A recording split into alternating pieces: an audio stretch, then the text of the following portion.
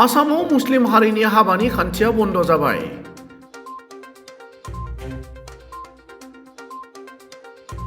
मुस्लिम हाबानि सायाव आसाम केबिनेटआ लादों गिदिर बिथांखि।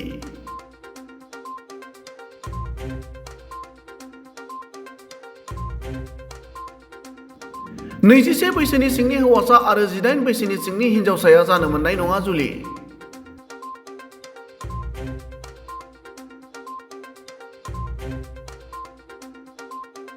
जिगुजौ 1935 मायथाइनि आसाम मुस्लिम मेरियेज एन्ड डाइभर्स खान्थिखौ बोखारबाय।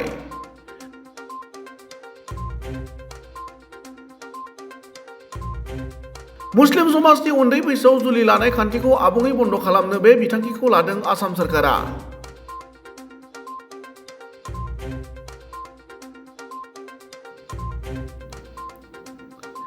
नैजिथाम मार्च अदेबानि मैया जालांनाय आसाम केबिनेटआव लानाय बे बिथांखिनि सोमोन्दै केबिनेट मन्त्रि जयन्त मल्ल बरुवाया खौरांगिरि मेलनि गेजेरजों फोरमायदों।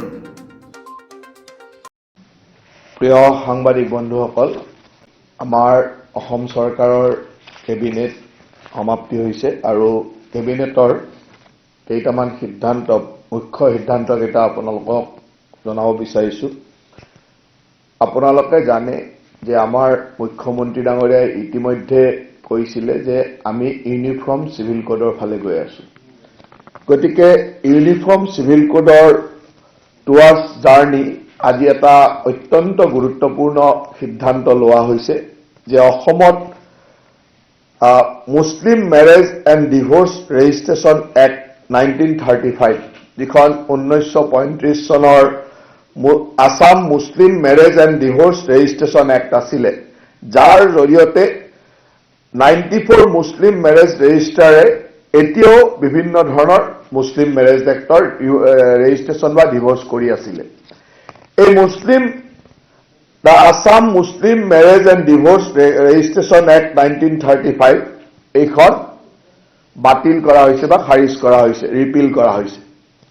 গতিকে এতিয়া আজিৰ কেবিনেটে এই Assam Muslim marriage and divorce registration act 1935 নোহোৱা কৰিলে আৰু যাৰ ফলত আজিৰ পিছত আৰু এতিয়াৰ পিছত আৰু এই এক্টৰ জৰিয়তে ৰেজিষ্ট্ৰেশ্যন, মুছলিম মেৰেজৰ ৰেজিষ্ট্ৰেশ্যন বা ডিভোৰ্চ ৰেজিষ্ট্ৰেশ্যন হ'ব নোৱাৰিব।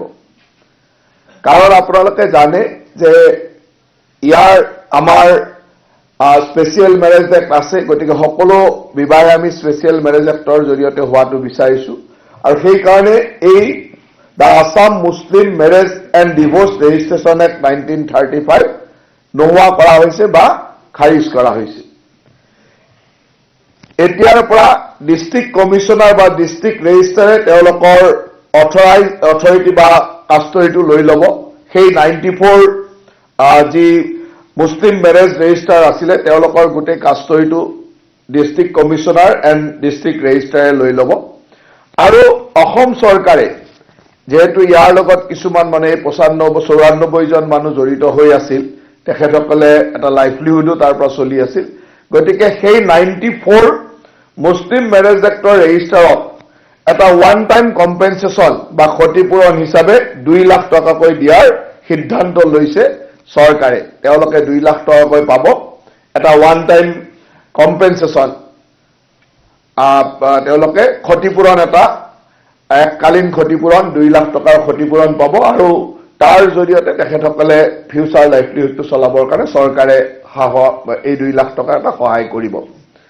ইয়াৰ মূল উদ্দেশ্য আছিল যে আমি ইউনিফৰ্ম চিভিল কোডৰ ফালে যোৱা আৰু ব্ৰিটিছৰ দিনৰ পৰা চলি অহা ইমান আওপুৰণি এখন এক্ট, যিটো এক্টৰ প্ৰয়োজন আজিৰ সমাজ ব্যৱস্থাত নাই বুলি আমাৰ অসম চৰকাৰে বিবেচনা কৰে।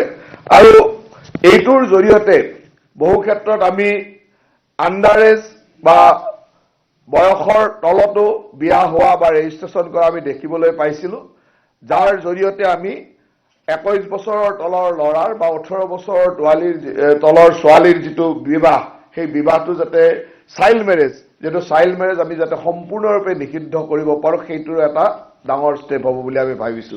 আৰু সেইকাৰণে কেবিনেটৰ এইটো এটা অত্যন্ত গুৰুত্বপূৰ্ণ সিদ্ধান্ত যে the Assam Muslim marriage and divorce registration act 1935 নোহোৱা কৰা হৈছে বা খাৰিজ কৰা হৈছে।